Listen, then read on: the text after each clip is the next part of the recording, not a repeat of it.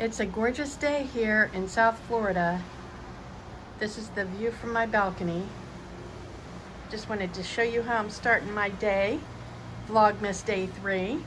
And I'm about to share with you a really fun stovetop Christmas potpourri to get your house smelling nice and festive. Okay, so here I'm gonna show you a really quick stovetop potpourri. Hi. That will make your house smell very festive. So it's super easy. I've never made this before, so I'm saying it's super easy based on what I've read from the recipe, which I will share a link in the description box below. It's from a blog called One Lovely Life, and the thing of it is you can mix and match ingredients to whatever suits you. So I'm just gonna get started here. I may speed up through some things, I'm not sure yet, but yeah, let's see. So I took a picture, I'll put it up here. The ingredients that I'm using today, it calls for an orange. I don't really eat oranges, but I do love halos, clementines, so I bought a bag of those so that I could keep eating them. It calls for cranberries, fresh cranberries. I'm using whole cloves. I got some star anise, which this is not in her recipe, but I did see it as a substitute, so I thought I would go ahead and pull this in. I'm gonna do a little research, but I have a feeling that this is what they used to make pepper licorice, because it smells exactly the same. And then cinnamon sticks and fresh rosemary, and then lots of water. So I'm just gonna cut up a couple of the halos. It says to take one orange and quarter it, so I'm gonna use 2 halos. Okay, I'm throwing that in, and then I'm gonna throw in the rest of the ingredients and some water and set it to simmer. You don't wanna bring it to a boil. So it wants 1 cup of cranberries, or if you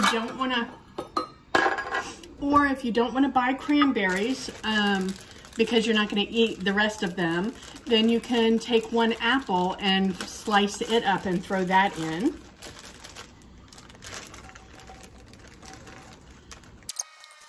Oh, they're so pretty. 2 to 3 sprigs of rosemary.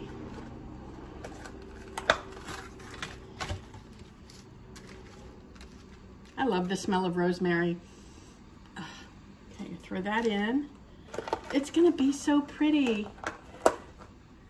2 to 3 cinnamon sticks. And the other thing that she does say in the recipe is that if you don't want to do whole spices, you can definitely use powdered spices if you happen to have those already in your cabinet.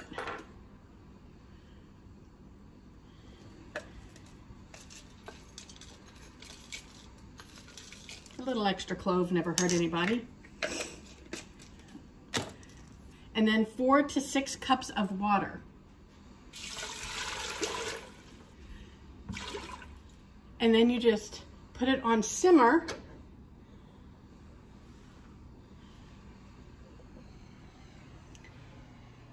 Oops. Look how pretty that is.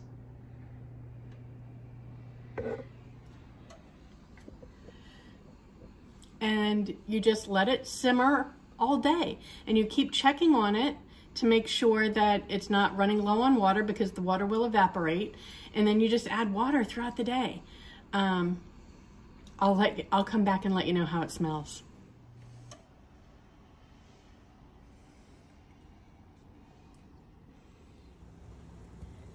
It's simmering, y'all.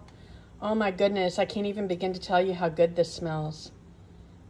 I think you should give it a try. If you switch up any of the ingredients, let me know. I'd love to hear if you've tried it, and if this is something that you do at your home, let me know.